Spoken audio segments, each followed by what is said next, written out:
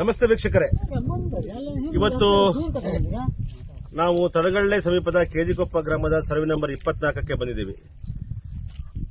ಚಾರ್ವಾಕ ಮತ್ತು ಅಗ್ನಿಸಾಗರ ಇವತ್ತು ಈ ಒಂದು ಸರ್ವೆ ನಂಬರ್ 24ಕ್ಕೆ ಬಂದಿರೋ ಕಾರಣವನ್ನ ಈಗ ಹೇಳಲಿಕ್ಕೆ ನಾವು ಇಲ್ಲಿ ಬರ್ತಾ ಇದ್ದೀವಿ. ಇದಕ್ಕೂ ಮೊದಲೇ ಕೆಜಿಕೊಪ್ಪ ಗ್ರಾಮದಲ್ಲಿ 2 ಕುಟುಂಬದವರು ಆ ಊರಿಗೆ ಬೇಕಾದಂತಹ ರಸ್ತೆಯನ್ನ ತೆರವುಗೊಳಿಸಲಿಕ್ಕೆ ಮಾಡಲಿಕ್ಕೆ ಅವಕಾಶ ಕೊಡದಿರೋ ಕಾರಣಕ್ಕಾಗಿ ಬಹುದೊಡ್ಡದಾದಂತಹ ಹೋರಾಟವನ್ನ ರೂಪಿಸಿಕೊಂಡಿದ್ರು. ನಾವು ಸ್ಥಳಕ್ಕೆ ಆಗಮಿಸಿ ಒಂದು ವಿಶೇಷವಾದಂತಹ ವರದಿಯನ್ನ ಮಾಡಿದ್ವಿ. ವರದಿ ಮಾಡಿದ ಕೆಲವು ಗಂಟೆಗಳಲ್ಲಿ ಸ್ಥಳಕ್ಕೆ ತಹಶೀಲ್ದಾರರು ಮತ್ತು ಇತರೆ ರೆವಿನ್ಯೂ ಅಧಿಕಾರಿಗಳು ಆಗಮಿಸಿ ಊರಿನ ಜನರ ಅಹವಾಲವನ್ನು ಸ್ವೀಕರಿಸಿ ಈಗ ಅಲ್ಲಿ ರಸ್ತೆಯಾಗಿ ಅವರು ಏನೋ ಸ್ವಲ್ಪ ನಿಟ್ಟಿಸಲು ಬಿಟ್ಟರು ಅಂತಿದ್ದಾಗೆ ಮತ್ತೆ ಅವರ ಊರಿನ ದನಕರುಗಳಿಗೆ ಮೇಲೂ ಇರತಕ್ಕಂಥ ಕೆಜಿಕೊಪ್ಪ ಗ್ರಾಮದ ಸರ್ವೆ ನಂಬರ್ 24ರಲ್ಲಿ ಕಳೆದ 2-4-5 ವರ್ಷಗಳಿಂದ ಪಕ್ಕದ ಗ್ರಾಮಸ್ಥರು ಬಂದು ಪದೇ ಅತಿಕ್ರಮಣ ಭೂ ಕಬಳಿಕೆ ಮಾಡುವ ಕೆಲಸ ಮಾಡ್ತಿದ್ದಾರೆ ಅಂತ ಆರೋಪ ಬಂದಿತ್ತು. ಈ ಆರೋಪ ನಿಜವೂ ಸುಳ್ಳು ಅಂತ ಹೇಳಿ ಗಮನಿಸಲಿಕ್ಕಾಗಿ ನಾವು ಈ ಸ್ಥಳಕ್ಕೆ ಬಂದಿದ್ದೀವಿ. ನೀವು ಇಲ್ಲಿ ನೋಡ್ತಾ ಇದ್ದೀರಾ, ಈಗಾಗಲೇ ಇಲ್ಲಿ ಗ್ರಾಮಸ್ಥರು ಹೇಳುವಂತೆ ಈ ಜಾಗವನ್ನ ನಿನ್ನೆ ರಾತ್ರಿ ಸುಮಾರು ಒಂದು 60-70 ಎಕರೆ ಜಾಗವನ್ನ, ಎಷ್ಟು 20 ಎಕರೆ ಜಾಗ ಏನೋ ಇಲ್ಲಿ ಕೂಡಿದ್ದಾರೆ ಅಂತ ಹೇಳಿ ಇಲ್ಲಿ ಮಾಹಿತಿಯ ಪ್ರಕಾರ ಏನಪ್ಪಾ ಅಂತಂದ್ರೆ, ಇದು ವರದಾ ನದಿಯ ದಂಡೆಯಲ್ಲಿ ಇರ್ತಕ್ಕಂಥ ಒಂದು ಊರು. ಬಹಳ ಮುಖ್ಯವಾಗಿ ಮಳೆಗಾಲದಲ್ಲಿ ಇಲ್ಲಿ ಸುತ್ತಮುತ್ತ ಸಂಪೂರ್ಣವಾದಂತ ನೀರನ್ನ ತುಂಬಿ ಹೋಗತ್ತೆ. ಈ ಭಾಗದ ಜನರಿಗೆ ದನಕರು ಮೇಯಿಸಲಿಕ್ಕೆ, ಸಣ್ಣ ಪುಟ್ಟ ಕಟ್ಟಿಗೆಯನ್ನು ಮಾಡ್ಕೊಳ್ಳಿಕ್ಕೆ ಇದೊಂದೇ ಜಾಗ ಇರೋದು. ಊರಿನ ಜನ ಎಲ್ಲ ಕಷ್ಟಪಟ್ಟು ಈ ಒಂದು ಜಾಗವನ್ನ ಕಾಪಾಡ್ಕೊಂಡು ಬಂದಿದ್ದಾರೆ. ಅವರಿಗೇನು ಇದರಲ್ಲಿ ತಾವು ಇಲ್ಲಿ ಭೂಮಿ ಹೂಡ್ಬಿಟ್ಟು ಜಾಗ ಮಾಡಿಕೊಂಡು ಮನೆ ಮಾಡಬೇಕು, ತೋಟ ಮಾಡಬೇಕು, ಗದ್ದೆ ಮಾಡಬೇಕು ಅನ್ನೋ ದುರಾಸೆ ಇಲ್ಲ. ಸ್ನೇಹಿತರೆ, ಬಹಳ ವಿಚಿತ್ರ ಏನಪ್ಪಾ ಅಂತಂದ್ರೆ, 100 ವರ್ಷಗಳಿಂದ ಶರಾವತಿ ಹಿನ್ನೀರಿನಲ್ಲಿ ಕೃಷಿ ಮಾಡ್ಕೊಂಡು ಬಂದಿರತಕ್ಕಂತ ಜನರಿಗೆ ಭೂಮಿ ಸಿಗ್ತಾ ಇಲ್ಲ. ಆದ್ರೆ ಒಂದಿಷ್ಟು ಜನರ ಭೂಮಿಯ ದಾಹ ಇನ್ನೂ ಕಡಿಮೆ ಆಗಿಲ್ಲ. ಎಷ್ಟಂದ್ರೂ ಇದ್ದಷ್ಟು ಬೇಕು ಎನ್ನುವ ರೀತಿಯಲ್ಲಿ ಅವರು ನಡವಳಿಕೆ ಇದೆ. ನೋಡಿ, ನೀವು ಹಿಂದೆ ಕಾಣ್ತಾ ಇರೋದು ಈಗಾಗಲೇ ಪಕ್ಕದ ಗ್ರಾಮಸ್ಥರು ರಾತ್ರಿ ಬಂದು ಕಳ್ಳರ ಹಾಗೆ ಬಂದು ಇಲ್ಲಿ ಹುಡಿ ಮಾಡಿದ್ದಾರೆ. ಆದ್ರೆ ಈ ಊರಿನ ಜನ ಏನ್ ಮಾಡಿದ್ದಾರೆ ಅಂತಂದ್ರೆ, ನೀವು ಗಮನಿಸಬಹುದು, ಇಲ್ಲಿ ನಮ್ಮ ಫಾರೆಸ್ಟ್ ಇಲಾಖೆಗೆ ಈ ಒಂದು ಜಾಗವನ್ನ ಇಲ್ಲಿ ಫಾರೆಸ್ಟ್ ಗಿಡ ಮರಗಳನ್ನ ಬೆಳೆಸಿ ಎನ್ನುವ ಕಾರಣಕ್ಕಾಗಿ ಅವರು ಈ ಜಾಗವನ್ನು ಅವಕಾಶ ಇಲ್ಲಿ ಕೊಟ್ಟಿದ್ದಾರೆ. ಫಾರೆಸ್ಟ್ ಅವರು ಕೂಡ ಇಲ್ಲೆಲ್ಲ ಗುದ್ದು ಹೊಡೆದನ್ನು ನೀವು ಗಮನಿಸಬಹುದು. ನೋಡಿ, ಇಲ್ಲಿ ನೀವೆಲ್ಲ ಗಮನಿಸ್ತಾ ಇದ್ದೀರಾ, ಇಲ್ಲೆಲ್ಲ ಗುದ್ದು ಹೊಡಿತಾ ಇದ್ದಾರೆ. ಇಲ್ಲಿ ಯಾವ ತರದ ಗಿಡಗಳು ನಡೆಸ್ತಾರೆ ನೋಡಬೇಕು. ಯಾಕಂದ್ರೆ ಹೆಚ್ಚಾಗಿ ಇಲ್ಲಿ ಅಕೇಶಿಯ ಮರಗಳಿದ್ದಾವೆ. ಇದು ಅಕೇಶಿಯ ಮರ ಈ ಮಲೆನಾಡಿಗೆ ದೊಡ್ಡ ಶಾಪ. ಇದು ಫಾರೆಸ್ಟ್ ಅವರು ಮನಸ್ಸು ಮಾಡಿ ಬೇರೆ ತರದ ಗಿಡವನ್ನು ನೆಟ್ಟರೆ ಇಲ್ಲಿಯ ಭೌಗೋಳಿಕ ಪ್ರದೇಶಕ್ಕೆ, ಇಲ್ಲಿನ ಮಣ್ಣಿನ ಗುಣಕ್ಕೆ ಅನುಗುಣವಾಗಿ ಅವರು ಬೇರೆ ತರದ ವೈವಿಧ್ಯಮಯ ಗಿಡಗಳು ನೆಡಲಿ ಅಂತ ನಾವು ವಿನಂತಿ ಮಾಡ್ತೀವಿ. ನಾವೀಗ ಊರಿನ ಗ್ರಾಮಸ್ಥರ ಜೊತೆಗೆ ಸ್ವಲ್ಪ ಮಾತಾಡೋಣ. ಏನಾಗಿದೆ ಸಮಸ್ಯೆ ಏನು ಅಂತ ಹೇಳಿ. ಸರ್, ಬನ್ನಿ ಸರ್, ಬನ್ನಿ ನೀವು ಬರ್ರಿ, ಮಾತಾಡ್ರಿ. ನಿಮ್ಮ ಹೆಸರು ಹೇಳ್ರಿ. ನನ್ನ ಹೆಸರು ರಾಮಪ್ಪ ಅವ್ರೆ, ಹೇಳ್ರಿ, ಏನಾಗ್ತಿದೆ ಸಮಸ್ಯೆ? ಏನಪ್ಪ ಅಂದ್ರೆ, ನಾವು ಜಾನುವಾರು ಮೇಯಕ್ಕಾಗಿ ಈ ಜಾಗ ಬಿಟ್ಕೊಂಡಿದ್ದೀವಿ. ಈಗ ಅವ್ರು ಏನ್ ಮಾಡ್ತಾರೆ? ಯಾವ ಊರಿನವರು? ನಾವು ಕೆಜಿಕೊಪ್ಪ ಗ್ರಾಮ. ಇಲ್ಲಿ ಇದನ್ನ ಹೂಡಿಕೆ ಮಾಡಿದ್ರೆ ತಳಗಳ್ಳಿ ಅವರು. ಎಷ್ಟು ಜನ ಬಂದ್ ಮಾಡಿದ್ದಾರೆ ನಿಮ್ ಪ್ರಕಾರ? ಅವರೊಂದು 5-8 ಜನ ಇರ್ಬೇಕು. ಎಷ್ಟು ಎಕರೆ ಮಾಡಿದ್ದಾರೆ? ಸುಮಾರು ಒಂದು 60-70 ಎಕರೆ ಅಲ್ಲಿಂದ ಇಲ್ಲಿಗೂ ಹೂಟಿ ಮಾಡಿದ್ದಾರೆ. ಈಗ ನಿಮಗೆ ಇದನ್ನ ಎಷ್ಟು ವರ್ಷದಿಂದ ಈ ತರ ರಗಳೆ ಕೊಡ್ತಿದ್ದಾರೆ ಅವರು? ಈಗ 4 ವರ್ಷದಿಂದ ಇದೇ ತರ. ಈಗ 4 ವರ್ಷದ ಹಿಂದೆ ಅಗಲ ಮಾಡಿದ್ರು. ಅಗಲ ಮಾಡಿ ತಹಸೀಲ್ದಾರ್ ಬಂದು ಅಗಲನೆಲ್ಲ ತೆರವುಗೊಳಿಸಿ ನಮ್ಗೆ ಖುಲ್ಲಾಪಡಿಸಿಕೊಟ್ಟಿದ್ರು. ಮತ್ತೆ ಅವ್ರು ಕೊಟ್ಟು ಹೋದ್ಮೇಲೆ 1-2 ವರ್ಷ ಸುಮ್ಮನೆ ಇದ್ರು. ಮತ್ತೆ ಈ ವರ್ಷ ಮತ್ತೆ ಶುರು ಮಾಡಿದ್ದಾರೆ. ನೀವು ಯಾರ್ಯಾರು ವಿಷಯಕ್ಕೆ ಗಮನಕ್ಕೆ ತಗೊಬಂದ್ರಿ? ಯಾರ್ಯಾರು ಗಮನ ತಗೊಬಂದ್ರಿ ನೀವು ಈ ವಿಚಾರನ? ಈ ವಿಚಾರನ ತಡೆಗಳೇರಂತಲೇ ತಗೊಂಡಿದ್ದೆ. ಹೌದಾ?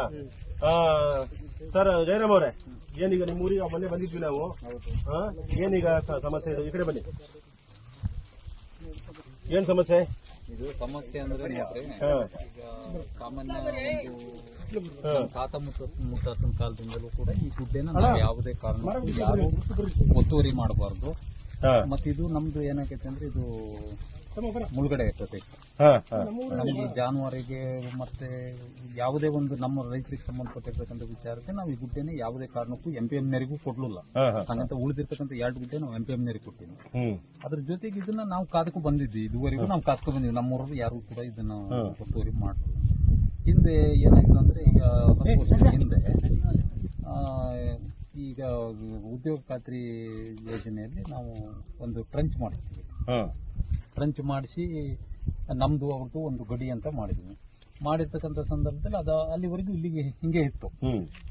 ಈಗ ಮತ್ತೆ ಫಾರೆಸ್ಟ್ GPS ಅಗಲ ಮಾಡಿದ್ರು, ಡ್ರೀಮ್ಡ್ ಫಾರೆಸ್ಟ್ ಅಂತ ಆಯ್ತು. ಆ ನಂತರ ಅವರು ಕೂಡ ಸುತ್ತು ಬೌಂಡ್ರಿ ಮಾಡಿ ಒಂದು ಈ ಗುಡ್ಡೆ ವ್ಯಾಪ್ತಿಯಲ್ಲಿರ್ತಕ್ಕಂಥದ್ದು ಏನು ವಿಸ್ತೀರ್ಣ ಐತೆ ಅದಕ್ಕೆ ಅವರು ಬೌಂಡ್ರಿ ಫಿಕ್ಸ್ ಮಾಡ್ಯಾರ. ಅದು GPS ಆಗಿದೆ.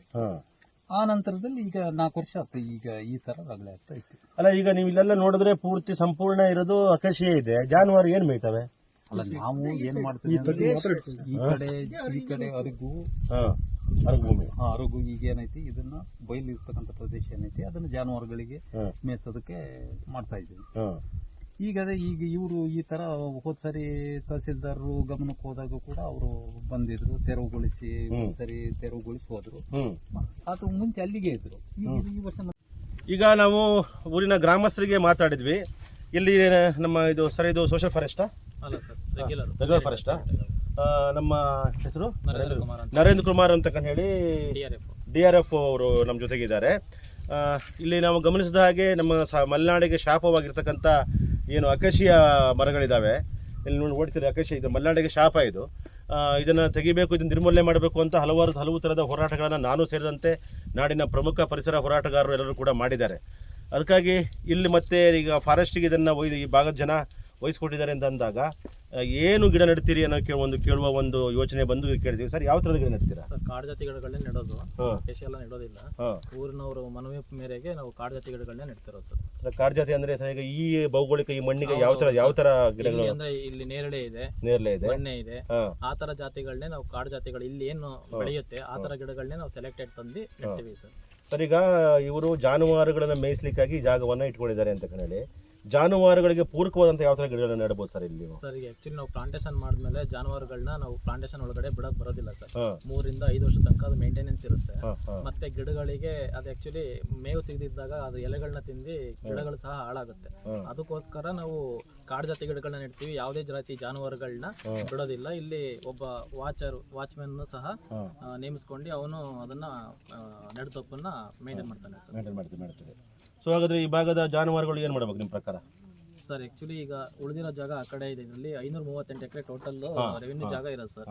ಅದರಲ್ಲಿ ನಾವು ಮಾಡ್ತಿರೋದು ಕೇವಲ 25 ಹೆಕ್ಟರ್ ಮಾತ್ರ. ಅದು ಊರಿನವರು ಮತ್ತೆ ಮಾನ್ಯ ತಹಶೀಲ್ದಾರ್ ಸಾಗರ್ ಅವರ ಪತ್ರ ವ್ಯವಹಾರ ನಡೆಸಿ ಇಲ್ಲಿ ಪ್ಲಾಂಟೇಶನ್ ಮಾಡಿ ಅಂತ ಅವ್ರು ಕೇಳ್ಕೊಂಡ ಮೇರೆಗೆ ನಾವು ಇಲ್ಲಿ ಮಾಡ್ತಿರೋದ್ರಿಂದ ನಾವು ಪೂರ್ತಿ ಜಾಗಕ್ಕೆ ಏನು ಮಾಡಲ್ಲ ಸರ್. 538 ಎಕರೆಯಲ್ಲಿ ಉಳಿದ ಭಾಗ ಹಾಗೆ ಇರುತ್ತೆ. ನಾವು 25 ಹೆಕ್ಟೇರ್ ಮಾತ್ರ. ಅಂದ್ರೆ ಒಟ್ಟಾರೆಯಾಗಿ ಈ ಭಾಗದಲ್ಲಿ ಕಾಡು ಮರಗಳನ್ನು ನೆಡುವುದರ ಮೂಲಕ ಈ ಭಾಗದಲ್ಲಿ ಅನಾವಶ್ಯಕ ಒತ್ತುವರಿ ಆಗದಿರೋ ಹಾಗೆ ಒಂದು ವಿಶೇಷವಾದ ಕಾಳಜಿಯನ್ನ ನೀವು ವಹಿಸ್ತೀರಾ? ಹೌದು ಸರ್, ಅಲ್ವಾ? ರೆವಿನ್ಯೂ ಡಿಪಾರ್ಟ್ಮೆಂಟ್ ಮತ್ತೆ ನಮ್ಮ ಸಹಯೋಗದೊಂದಿಗೆ ಮಾಡ್ತಿರೋ ಸರ್. ಅವರು ಆಕ್ಚುಲಿ 2-3 ಬಾರಿ ಮತ್ತೆ ಊರಿನವರು ಸಹ ಕೇಳ್ಕೊಳ್ತಾ ಇದ್ರು, ಅಂದ್ರೆ ಇಲ್ಲಿ ಪ್ಲಾಂಟೇಶನ್ ಮಾಡಿ ತುಂಬಾ ಒತ್ತುವರಿ ನಡೀತಾ ಇದೆ ಅಂತ ಹೇಳಿ. ಹಾಗಾಗಿ ಮಾನ್ಯ ತಹಶೀಲ್ದಾರ್ ಸಹ ನಮ್ಮ ಆಫೀಸ್ಗೆ 2 ಸಲ ಲೆಟರ್ ಬರೆದಿದ್ದಾರೆ. ಅಲ್ಲಿ ನೆಡ್ತೋಪನ್ನ ನೀವು ನಿರ್ವಹಣೆ ಮಾಡಿ ಒಂದು ಸ್ವಲ್ಪ ಕಾಡನ್ನ ಬೆಳೆಸಿ ಅಂತ ಹೇಳಿ. ಅಂದ್ರೆ ಊರಿನವರ ಕಾಳಜಿ ಬಗ್ಗೆ ನೀವು ಖುಷಿ ಪಡ್ತೀರಿ ಹಂಗಾದ್ರೆ? ಹೌದು ಸರ್, ಅಲ್ವಾ? ತುಂಬಾ ಒಗ್ಗಟ್ಟಿದೆ ಸರ್. ಮತ್ತೆ ಈ ತರ ಸಕಾರಾತ್ಮಕವಾಗಿ ಅರಣ್ಯವನ್ನ ಬೆಳೆಸಲಿಕ್ಕೆ ತುಂಬಾ ಸಹಕಾರ ಕೊಡ್ತಾ ಇದ್ದಾರೆ. ಅಂದ್ರೆ ಈಗೆಲ್ಲ ನನಗೊಂದಿರ್ಲಿ, ನಮ್ಮ ಅಪ್ಪನಿಗೂ ಇರ್ಲಿ, ಆ ತರ ಒಂದು ಮನಸ್ಥಿತಿ ಇಲ್ಲಿ ಜಾಗ ಹೊಡ್ಕೊಂಡು ತಿನ್ನುವಂತ ಮನಸ್ಥಿತಿ ಇದೆ. ಇಲ್ಲಿ ಆ ತರ ಇಲ್ಲ ಸರ್. ನಾವು ನೋಡಿದಂಗೆ ಜನಗಳು ತುಂಬಾ ಕೋಆಪರೇಟಿವ್ ಇದೆ ಸರ್. ಅಂದ್ರೆ ಈ ಕೆಜಿಕೊಪ್ಪ ಗ್ರಾಮದ ಗ್ರಾಮಸ್ಥರು ಸರ್ಕಾರಿ ಜಮೀನನ್ನ, ಸರ್ಕಾರಿ ಜಾಗವನ್ನ ಉಳಿಸ್ಲಿಕ್ಕೆ ಒಂದು ಮಾದರಿ ಆಗಿದೆ ಅಂತ ಹೇಳ್ತೀರಾ? ನಿಜವಾಗ್ಲೂ ಹೇಳ್ತೀರಾ? ಹೌದು ಸರ್. Okay sir.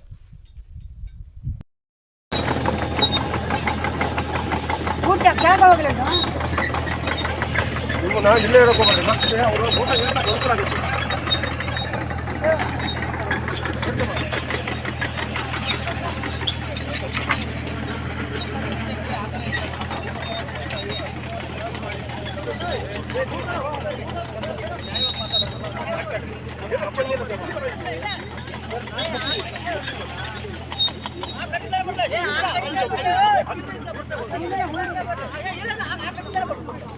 ನೋಡಿ, ಊರಿನವರ ಒಗ್ಗಟ್ಟು ಯಾವ ತರ ಇದೆ ಅಂತ ಹೇಳಿ. ಊರಿನವರ ಈ ಒಗ್ಗಟ್ಟಿಗೆ ರಾಜಕಾರಣ ಮಧ್ಯ ಪ್ರವೇಶ ಮಾಡದೇ ಇದ್ರೆ ಈ ಜಾಗ ಅವರು ಉಳಿಸ್ಕೊಳ್ಳಿಕ್ಕೆ ಯಾವುದೇ ತರದ ಅನುಮಾನ ಇಲ್ಲ ಅಂತ ಕಾಣುತ್ತೆ. ಯಾಕಂದ್ರೆ ಊರಿನವರು ಫೋನ್ ಮಾಡಿದ ತಕ್ಷಣನೇ DRF ಅವರು ಬಂದಿದ್ದಾರೆ. ನಮ್ಮ ಸಾಗರದ ತಹಶೀಲ್ದಾರ್ ಇಲಾಖೆಯ ರೆವಿನ್ಯೂ ಇನ್ಸ್ಪೆಕ್ಟರ್ ಆದಂತ ವಿನಾಯಕ್ ಅವರು. ಮೇಡಮ್, ನಿಮ್ಮ ಹೆಸರು? ರಂಜಿತಾ. ಏನಿದ್ದೀರಿ ನೀವು? ನೀವು ನಾನು ಗ್ರಾಮ ಸಹಾಯಕ ರಾಮ್ ಸಹಾಯಕ. ನಿಮ್ಮ ಹೆಸರು? ಜಯಂತ. ವಿನಾಯಕ್ ಅವರೇ, ಈಗ ಈ ಭಾಗದ ಜನ ನಮ್ಮ ಊರಲ್ಲಿ ಸರ್ವೆ ನಂಬರ್ 24 ಇರತಕ್ಕಂಥ ಜಾಗವನ್ನ ಇಲ್ಲಿ ಕಾಡು ಬೆಳೆಸಬೇಕು, ದನಕರುಗಳಿಗೆ ಅನುಕೂಲ ಆಗಬೇಕು ಅಂತ ಹೇಳಿ ಒಂದು ತೀರ್ಮಾನಕ್ಕೆ ಬಂದಿದ್ದಾರೆ. ಪಕ್ಕದ ಗ್ರಾಮದವರು ರಾತ್ರಿ ಬಂದು ಇಲ್ಲಿ ಹೂಡಿದ್ದಾರೆ ಟ್ರ್ಯಾಕ್ಟರ್ಗಳ ಮೂಲಕ. ನಿಮ್ಮ ಇಲಾಖೆಯ ನಿಮ್ಮ ಮುಖ್ಯಸ್ಥರು ನಿಮಗೆ ಇಲ್ಲಿಗೆ ಏನು ಕಾರಣ ಕಳಿಸಿದ್ದಾರೆ? ಏನು ಇದು 2 ಸಾರಿ ತೆರವು ಮಾಡಿರ್ತಕ್ಕಂಥ ಜಾಗ ಇದು ಈಗಾಗಲೇ. ಹಾಗಾಗಿ ಏನಿದೆ ಅದನ್ನು ವರದಿ ಕೊಡಲಿಕ್ಕೆ ಅಂತ ನಮ್ಮನ್ನು ಕಳಿಸಿದ್ದಾರೆ. ಸಾಧ್ಯ ಆದರೆ ಈಗ ಒತ್ತುವರಿ ತೆರವು ಸಮೇತ ಮಾಡ್ತೀರಾ? ಸರಿ, ಹಾಗಾದರೆ ಒಂದು ಊರಿನವರು ಈ ಒಂದು ಸರ್ಕಾರಿ ಜಾಗವನ್ನು ಉಳಿಸ್ಲಿಕ್ಕೆ ವಿಶೇಷವಾದಂಥ ಪ್ರಯತ್ನ ನಿಮ್ಮ ಜೊತೆಗೆ ಸಹಕಾರ ಕೊಟ್ಟಿದ್ದಾರೆ ಅಂತ ಹೇಳ್ತೀರಾ? ನಿಜವಾಗ್ಲೂ ಹೌದು ಅಲ್ವಾ? ಸ್ನೇಹಿತರೆ ನೋಡಿ, ಈಗಾಗಲೇ ನೀವು ಗಮನಿಸ್ತಾ ಇದ್ದೀರಿ ಇಲ್ಲಿ ಯಾವ ಥರ ರಾತ್ರಿ ಬಂದು ಇಲ್ಲಿ ಬೇಲಿ ಹಾಕಿದ್ದಾರೆ ಅನ್ನೋದಕ್ಕೆ ನಿಮಗೆ ಇಲ್ಲಿ ಕಾಣ್ಬೋದು. ನೀವು ಇಲ್ಲಿ ನೋಡಿ, ದಿಢೀರಂತ ರಾತ್ರಿ ಆದಂಥ ಇದು IBX ಬೇಲಿ ಥರ ಅದು ಹಾಕಿದ್ದಾರೆ. ನಾವು ಹೇಳಲಿಕ್ಕೆ ಹೊರಟಿದ್ದೇನಪ್ಪ ಅಂತಂದರೆ, ಈ ಊರಿನ ಜನ ಆ್ಯಕ್ಚುಲಿ ಇವರೆಲ್ಲರೂ ಕೂಡ ಕೃಷಿ ಕೂಲಿ ಕಾರ್ಮಿಕರು, ದಿನ ಬೆವರು ಸುರಿಸಿ ದುಡಿಯುವ ಜನ. ಆ್ಯಕ್ಚುಲಿ ಇವರೆಲ್ಲ ನಿಜವಾಗಲೂ ಇವರಿಗೆ ಒಂದಿಷ್ಟು ತುಂಬ ಜಾಗಗಳು ಬೇಕು. ಮನಸ್ಸು ಮಾಡಿದರೆ ಇವರೆಲ್ಲ ಇಲ್ಲೆಲ್ಲ ಬೇಲಿ ಹಾಕ್ಕೊಂಡು ಬೇರೆ ಬೇರೆ ಥರದ ಬೋರ್ಗೀರು ಹೊಡೆಸ್ಕೊಂಡು ಪಕ್ಕದಲ್ಲೇ ನಮ್ಮ ವರದಾ ನದಿ ಇದೆ, ನಿಮಗೆಲ್ಲ ಗೊತ್ತಿರ್ಬೋದು. ಸಾಗರ ಅನ್ನೋದು 2 ನದಿ ದಂಡೆ ಮೇಲೆ ಇದೆ. ಒಂದು ನದಿ ಶರಾವತಿ ನದಿ ದಂಡೆ, ಅಲ್ಲಿ ಅಡಿಕೆ ಹೆಚ್ಚು ಬೆಳೀತಾರೆ. ಇನ್ನೊಂದು ವರದಾ ನದಿ ದಂಡೆ, ಇಲ್ಲಿ ವರದಾ ನದಿ ದಂಡೆಯ ಮೇಲೆ ಭತ್ತ ಮತ್ತು ತರಕಾರಿಗಳನ್ನು ಅತಿ ಹೆಚ್ಚು ಬೆಳೀತಾರೆ. ಇತ್ತೀಚೆಗೆ ತೋಟಗಳನ್ನು ಮಾಡ್ತಿದ್ದಾರೆ. ಆದರೆ ಇದೆಲ್ಲ ಕೆಲಸ ಮಾಡುವವರೆಲ್ಲರೂ ಬೆವರು ಸುರಿದು ದುಡಿಯುವ ಜನ. ಇವರು ತಮ್ಮ ಊರಿನ ಕಾಡು ಉಳಿಬೇಕು, ಜಾಗ ಉಳಿಬೇಕು ಅಂತ ವಿಶೇಷವಾದಂಥ ಆಸಕ್ತಿ, ಕಾಳಜಿಯನ್ನು ವಹಿಸಿದ್ದಾರೆ. ಇಂಥ ಜನ ಸಿಗೋದು ಬಹಳ ಅಪರೂಪ ಅಂತ ನನಗೆ ನಮ್ಮ ಸುದ್ದಿವಾಹಿನಿಗೆ ಅನಿಸುತ್ತೆ. ನಿಮ್ಮ ಈ ಒಂದು ಹೋರಾಟಕ್ಕೆ ಯಶಸ್ಸು ಸಿಗಲಿ. ಯಾವತ್ತೂ ಕೂಡ ನಾವು ನಿಮ್ಮ ಜೊತೆಗೆ ನಮ್ಮ ತಂಡ ಇದ್ದೇ ಇರುತ್ತೆ. ನೀವು ಯಾವುದೇ ಹೊತ್ತಲ್ಲೂ ನಮಗೆ ಫೋನ್ ಹಾಯಿಸಿದ್ರೆ ನಮ್ಮ ಮಿತಿಯಲ್ಲಿ ನಮ್ಮ ಕೆಲಸವನ್ನು, ಸುದ್ದಿ ಮಾಡುವ ಕೆಲಸವನ್ನು, ತಾಲೂಕು ಆಡಳಿತಕ್ಕೆ ಗಮನ ತರುವ ಕೆಲಸವನ್ನು ನಾವು 100% ಮಾಡ್ತೀವಿ. ನಾನು ಚಾರ್ವಕ ರಾಘವೇಂದ್ರ, ಪ್ರಧಾನ ಸಂಪಾದಕ ಚಾರ್ವಕ ಸುದ್ದಿವಾಹಿನಿ. ನನ್ನೊಂದಿಗೆ ಮನೋಜ್ ಕುಗ್ವೆ, ಪ್ರಧಾನ ಸಂಪಾದಕರು ಅಗ್ನಿಸಾಗರ. ನಮಸ್ತೆ.